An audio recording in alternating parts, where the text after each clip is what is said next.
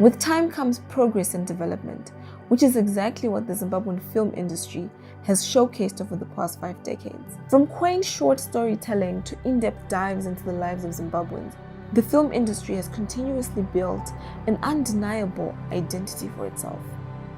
One of the more obvious developments is the increase in female participation in behind-the-scene roles. This is our Women's Touch segment, where we get to profile some incredible women doing incredible things from right here in Zimbabwe. With numerous theories and stereotypes around the film industry being largely male-dominated, multiple females have managed to play huge roles in some of the biggest productions to come out of Zimbabwe.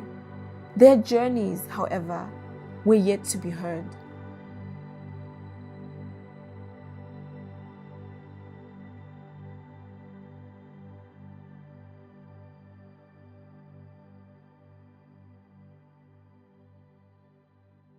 Very difficult, I know for the other young women at the time, because it was a predominantly male industry, and our colleagues, I suppose like in any industry, gave us a hard time. I don't think they did it out of malice. Habit. They did it out of habit. And then also periodically from time to time when I would say things like, okay, but I'm not your assistant, I'm not your secretary and stuff like that, then it'll be like, okay, sorry, I keep forgetting, but Nakai, you're better at those kind of things than we are. It's like, how am I better at picking up a phone than you are? We lost a lot of the people in our industry who've been trained by these foreign productions. They left for South Africa, Australia, the UK, and so on. And the ones who left were men. Oh. It was the women who stayed behind. Yeah. So people like Dorothy Chitao, Agnes Gwatiringa, Dorothy Mack, you had women on the ground who stayed, who were keeping things afloat until the new generation like yourselves started coming in. Whatever you want to do as a female, unfortunately, in the film industry, you actually have to be better at that. Otherwise, you won't be taken into consideration. Otherwise, you won't be taken into consideration. And also, particularly, especially like if you're in a technical department, camera, editing, women make the best editing, by the way, anyway.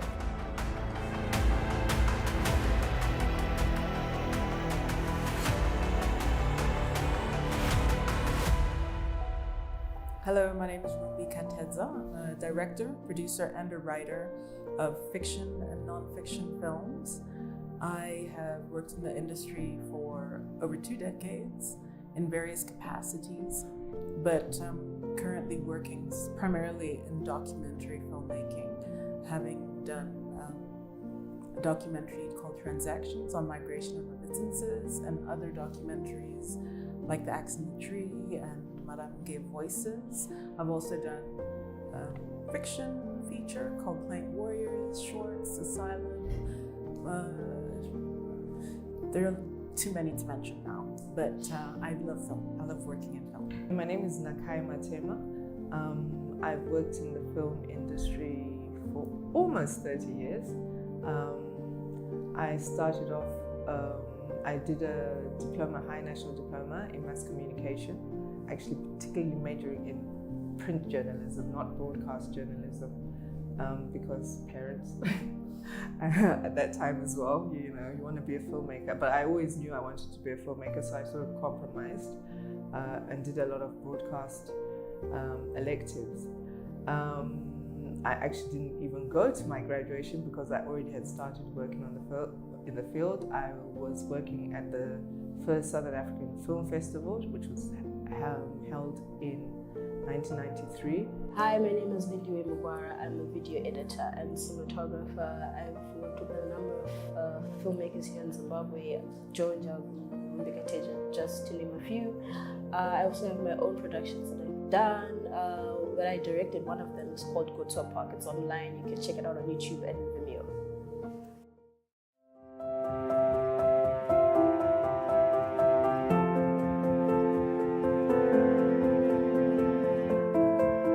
How would you describe your experience as a female in the filmmaking industry in Zimbabwe so far, since you started up until now? I got into the industry in the 90s, where film was primarily celluloid based.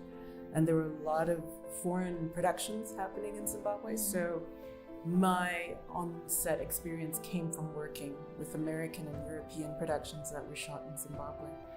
And when I finished my first degree, I was already convinced I wanted to work in film, and I started looking for a job. But everywhere I went, I was pushed to do a production job, to work in the office.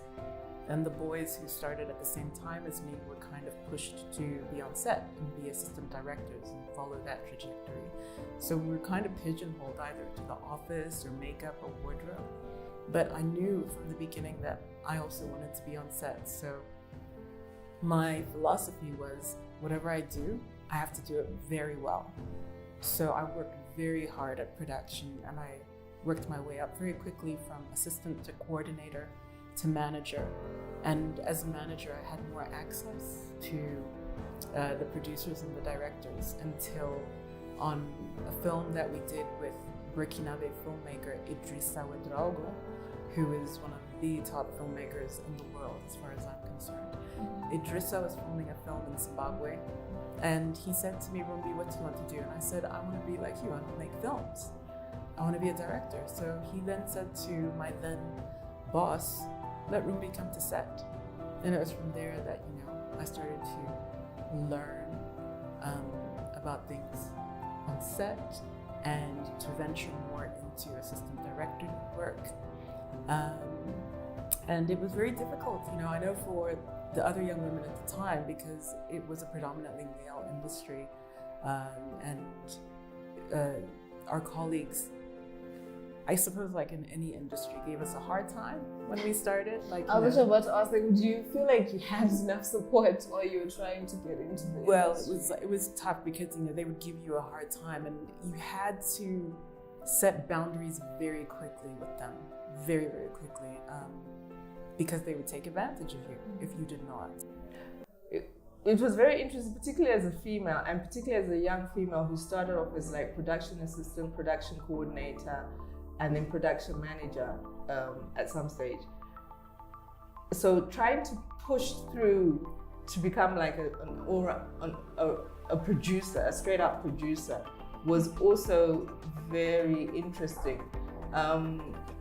I chose to be a producer. I chose to work in the production office. And I think for a lot of times, women are generally told that administration and that sort of stuff is your thing. It's basically like a glorified secretary. Yes. So for me, I think the biggest stumbling block was for me from where I've come, production assistant, coordinating, and which are very administrative sort of jobs and what have you, was to get into a producer, because now it was like, yeah, but can't you just stick to your sort of secretarial sort of stuff, your admin thing, because women are good at that. So breaking the door to get to that next level was quite interesting, even once I did, because after Framework, for example, we then opened up a production company. It was myself, Tendeka Matatu, who's now head of Netflix Africa drama. So it was myself, Tendeka Matatu, Joel Piri, Dan Jowers, and I was the only female of the lot. And Joe and Dan were slightly ahead of us, but both me and Tendeka more or less started around the same time and stuff like that. We formed this company, which was, it was basically two companies, two sort of sister companies, Ice Media and Ice Films. Ice Films was about production and Ice Media was more about distribution. And it was the four of us. As I said, I was the only female. Joel and Dan, previously, particularly with Joel, he had been the producer of Flame. And then even at Framework, he brought me into Framework, and I was like his assistant for the longest time. But then we moved up all together. And when Framework died, we formed this company together as partners. Oh, so you're now equals, from being the assistant to growing up to equals. Yeah, so we're equals. But within that so-called equality, I found myself a lot of times between all three of them would be like an international film festival or something, and then it would be like, oh, so Nakai, can you check our tickets? Can you book these and So even when you were supposed to be equals, you were the one doing all the yeah. the secretarial efforts. And Though we actually had a production coordinator and secretary that worked for and the yet you were the one who had to do because something. I think it was also they were just so used to but you're a woman. The female doing those Yeah. little things. Yeah, so it took many a time I'll have to say, like, Joe, no, I'm not your assistant. If need be, pick up the phone and check your boarding, your ticket yourself, and that sort of stuff. And okay, so can you book the restaurant and whatnot? No, no, I can't. You have a phone, you can also do it. Exactly, because we're all equal partners here. And even in saying that, I don't think they did it out of malice. Habit. They did it out of habit. And then also periodically from time to time when I would say things like, okay, but I'm not your assistant, I'm not your secretary and stuff like that, then it would be like, okay, sorry, I keep forgetting, but Nakai, you're better at those kind of things than we are. It's like, how am I better at picking up a phone than you are? Those kind of things. Because you use the phone the same way. Exactly. So I think as a female, you have to, eventually, we all came around and everybody was, cool and everything. But as a female, I think you have to work extra harder. You need to put in like 2 extra hours, 2 extra days into perfecting whatever, otherwise it won't. And to make sure that you're good, so that when you stand and you're addressing the situation, nobody can turn around and say, yeah, but you're not actually that great in the first place. So you actually have to excel at whatever it is that you're doing. And then you have to then also overcome these perceptions and that your females are sort of less than. So you actually have to be, particularly in the sort of the creative industries and the film industry, where women generally have been relegated to being either the actress, the makeup artist, the costume designer, those type of things. Because there's a lot more things that females can actually. Absolutely. How did you guys manage to go from an industry that was predominantly male and was mainly belonging to a completely different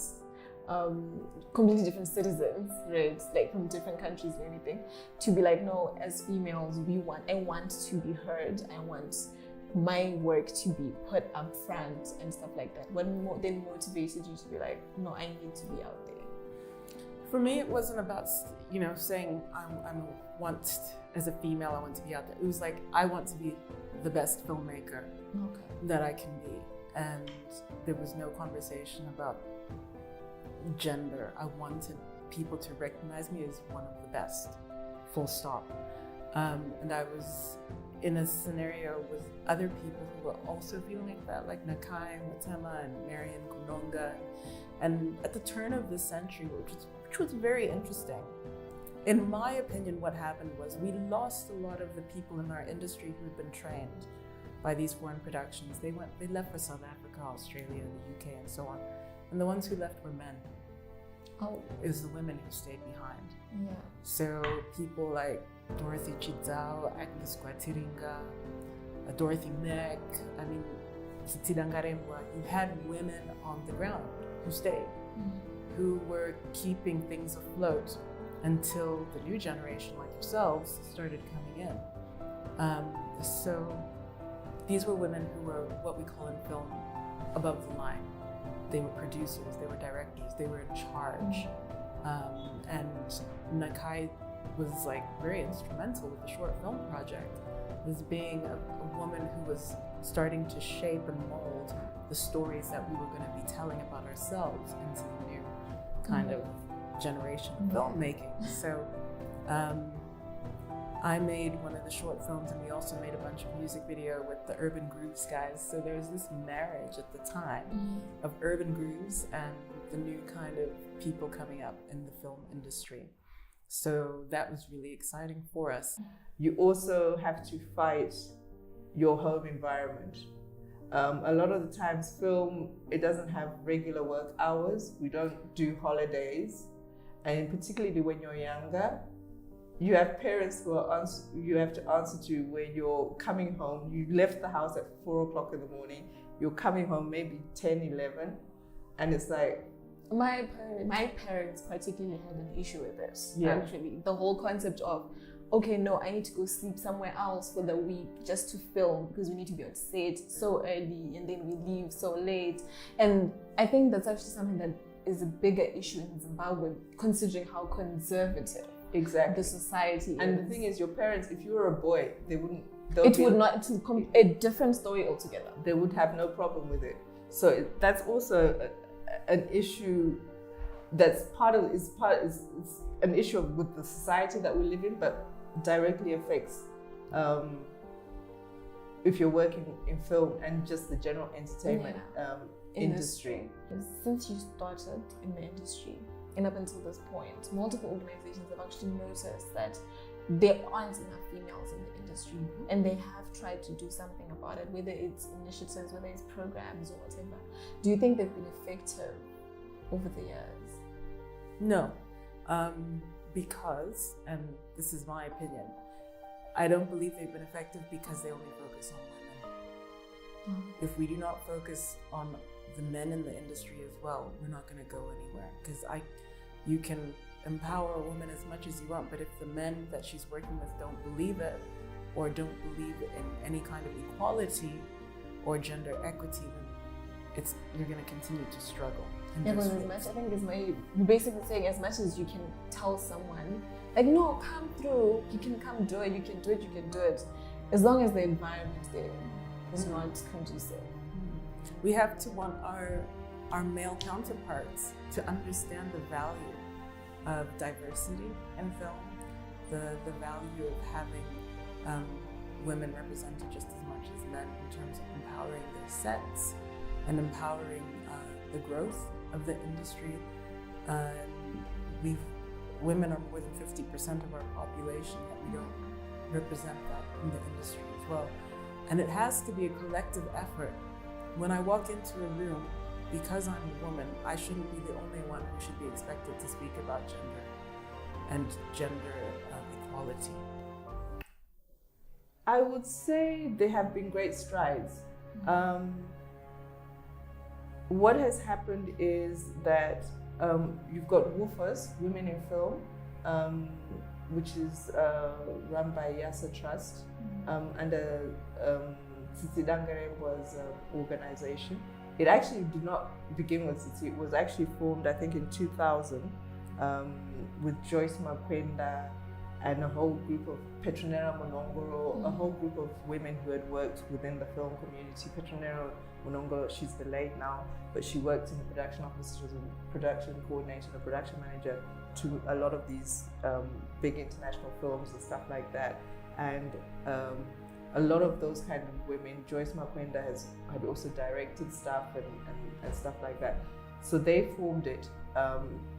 It was after the last Southern African Film Festival.